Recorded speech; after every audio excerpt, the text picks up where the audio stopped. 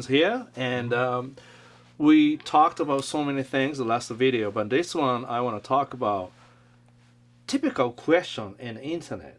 I feel sometimes people ask so longer question, also too short, and that sometimes hard to answer. Like if we play jam like that, and somebody interested in how you approach soloing, and then people ask, what scale are you using? Like you hear that? Yeah. So people, you'll see people ask that a lot on every Instagram guitarist comment section. You look through the comments, and everyone's asking, what scale are you using? Kind of hard to answer, right? There's a technically correct answer to that, but it's really most people are playing by ear and kind of letting their ear guide them on what notes they're choosing. It's, I mean, yes, like a lot of that is Mixolydian. But it's not all. So that too, like let me translate it as a teacher. You know, your ear, it's a having feeling to go some chords or tension or flavor. Do you know? Yeah. So that's already you experienced something. Almost you taste something that you taste buds kind of going to that direction. Yes. Yeah. Like that.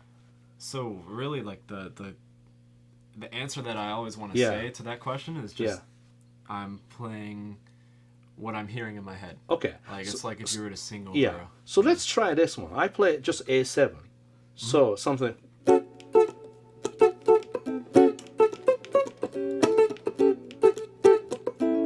Play something. Just A7.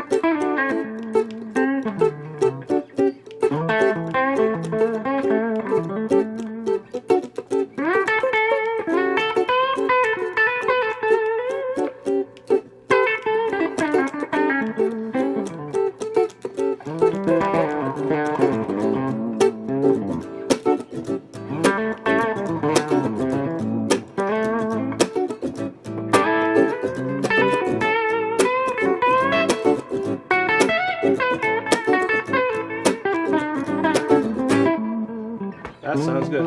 Yeah.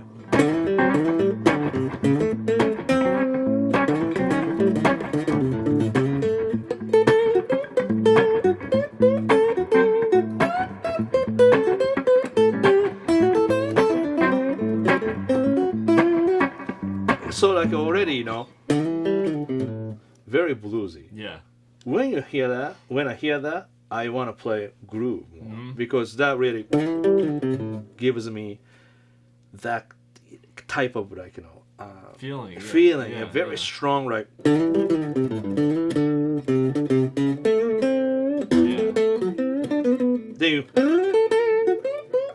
it's a little bit like a BB, typical one I said kind of BB King-ish, but also more like a vocal. Like when you're singing the lower notes, that's more like groove bass, like holding down the groove, more playing. Then when you go, when you do that, like vibrato bending, combination, sounded really great. Thanks. And then, who was your main influence for that sound? Yeah, that probably came a little bit from John Mayer and a little bit from Derek Trucks, but really BB King. That all trickled down from. No, that's great. Great way to do. Say that. Because same way. I was influenced by Larry Carlton. Yeah. But then Larry Carlton, but then B.B. King. So I had to go there to grab my own way to, phrasing. Where it really started. Yeah. Do you know Chris Buck? Oh, yeah. I love his playing. Yeah. So when I discovered him through my student, Skype lesson student, I didn't know who was Chris Buck. And when I heard it, immediately I can hear John Mayer. Yeah. Right away. Then a combination of somebody else, Yeah. And then very, very distinctive sound, right? Yeah. Then this is what I did. I messaged him through Instagram. This is cool about Instagram because message is easier. You can contact anybody. Anybody, not Facebook, because Facebook looks like a lot of kind of a fake one, sometimes. Yeah. So anyway, I message him.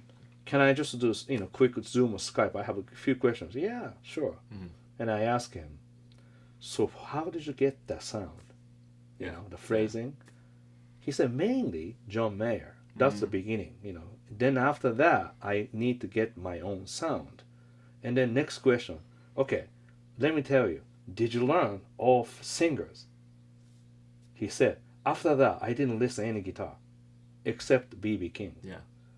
Correct. So that's why I was testing my teaching skill to understand what the person was doing. So vocal based. Vocal based, yeah. So after that, so that's why he moves this way, right? Yeah. He doesn't go this way. Along the string, yeah. Right. Because John Mayer does that too, right? Yeah. Yeah. And obviously Derek Trucks with the slide, you can only... That's right. Yeah. So the similarity is singing guitar is one string. Yeah. Yeah. So that, speaking, scale, even scale, like, if I go, okay, C major scale.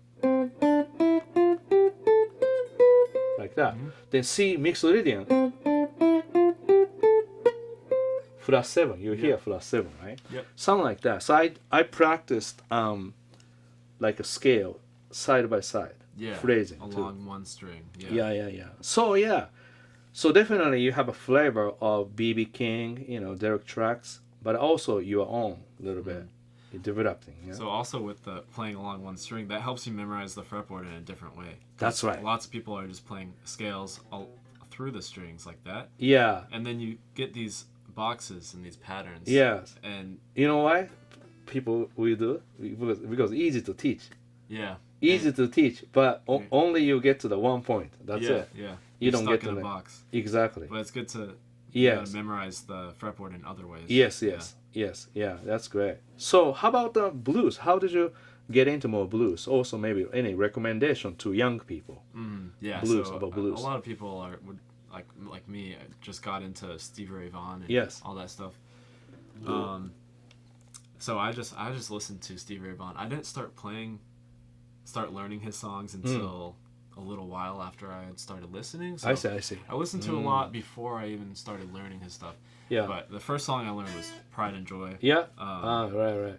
And just listening to that style for so long, I started to get a feel for how it should sound. And, like the characteristics of blues, Right. like more soul based, emotion, like making your guitar sing and have emotion through it. Rather than playing technical jazz licks, you're playing a bend with just the right amount, just like the right speed of bending up and the right amount of vibrato. Yeah, you have a good vibrato. All the expression is there. So that's what makes more simple phrases stand out, is that all the expression, and that blew my mind. I see. That's what I was drawn to, like playing with expression. Yeah. That's right. Yeah, I like a lot of bending style too. Yeah. Oh yeah, bending. I've always been a very bendy player. Like bending. Yeah. Maybe demonstrate a little bit. Yeah. Maybe what type of groove do you like usually? More shuffle based or? More like funk based. Funk based. Okay. I see. Yeah. I see. So like Yeah.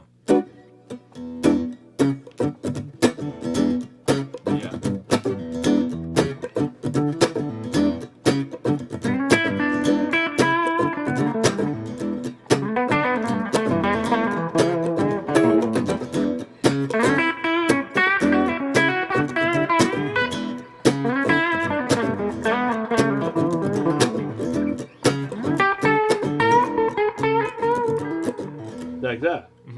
Yeah, that's. So this is the bending stuff. Yeah. Right. I'm not only bending this note, I'm bending all micro bends on those. Yeah, I like that. Yeah. Playing out of tune. Right. Yeah. That's nice. See, that's the part that, sometimes people missing. What scale are you playing? No, so basically, pentatonic scale, right? Basic one, right? But then you use micro bending, and more. Bend the flat third up to a 3, 4 to a 5. Right. Yeah. I do a lot. Yeah. That's kind of your signature thing. Yeah. That's really BB, Yeah.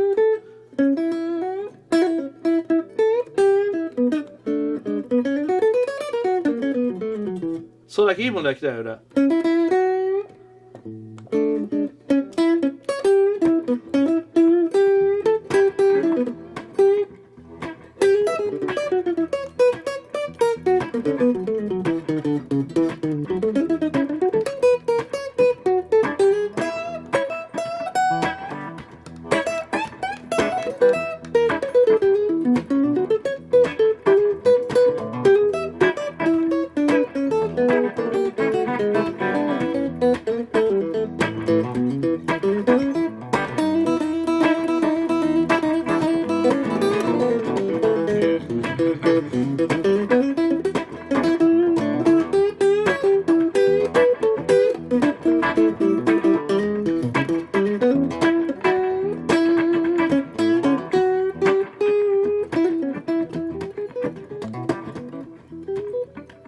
Now he's using more dynamic, so you follow you. So I have to tell you, that technique, you cannot learn living room. You have to learn from the stage, right? Did you learn that? You gotta mess up on stage over yes, and over man, again. Yeah. You know, because we are playing E7. How much can we go E7 after that, right? So sometimes you go.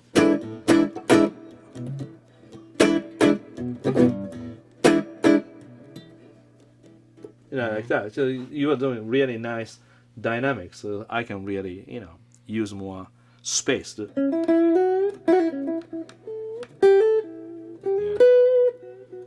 And sometimes I use reverb to use more effect.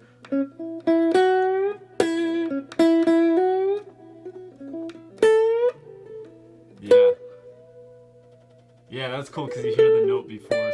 Yeah, that's cool.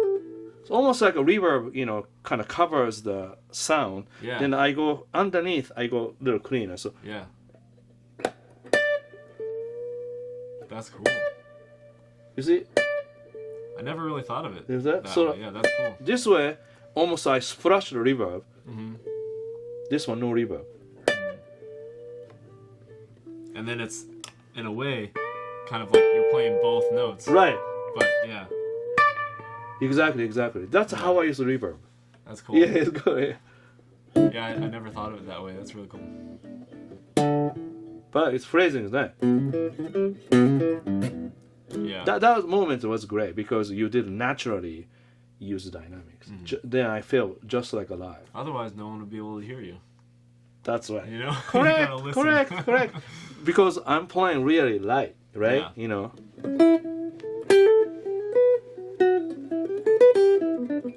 But your sounds great in the SG.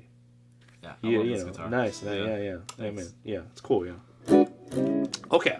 Yeah. So what do you think? That's good enough information for question.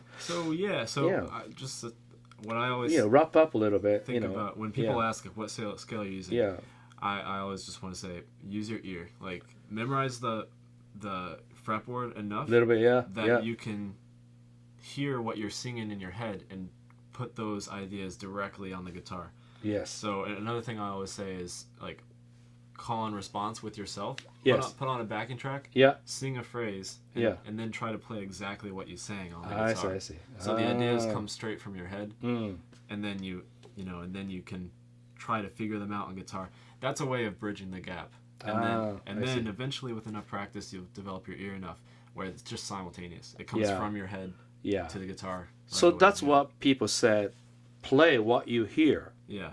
But that expression too, very difficult because you can tell people play what you hear, but the person not hearing clearly. Mm-hmm. Then sometimes you have to practice just like he said, put the backing track or singing, call back. I used to do like after teach Berkeley. Mm-hmm. I when I get to the car, I just sing. Yeah. Well, Improvise.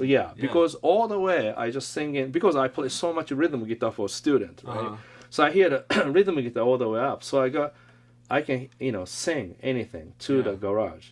That's a really great way to improvise because I don't have a guitar in my hands. Yeah. So very freely. Yeah. One of the most surprising things from when I was coming up with guitar is you can practice so much guitar without having the guitar with you.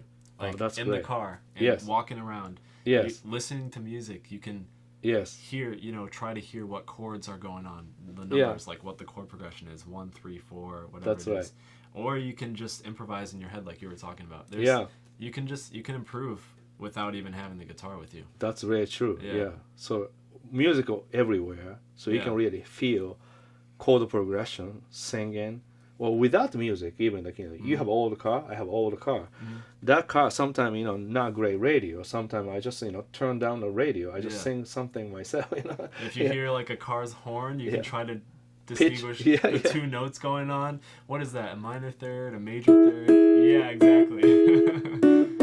Right, truck. Yeah.